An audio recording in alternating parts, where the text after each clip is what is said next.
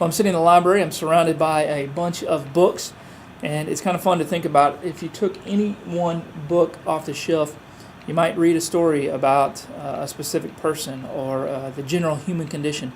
You might find a book about someone's pet or someone's faith journey. You might find a book that's a tool or a resource for life, or a book that just answers some tough questions. This last Sunday, we took the time to answer some tough questions. It's the final part of the Google It series that happened at First United Methodist Church in Allen. There was a panel discussion of pastors, and the congregation had the opportunity to ask questions, any question that they had.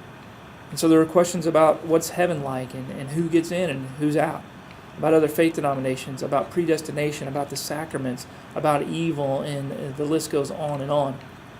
And what I liked about Sunday is that people were willing to ask the tough questions, but even more so, the pastors were willing to share their stories and their answers to the questions, or how they understood to answer the question, based on their experiences and based on how they see Scripture. And those answers weren't always the same.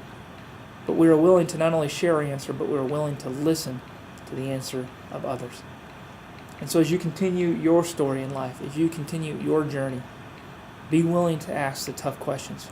The tough questions about God, the tough questions about yourself, how those relate to one another, the tough questions about grace and forgiveness and all the things in between.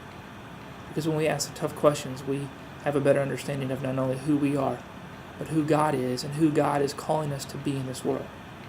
So don't be afraid to ask the tough questions. Don't be afraid to listen to the answers of others. And continue to seek after God in the midst of it all. This is another 2 Minute Tuesday. We'll see you next week.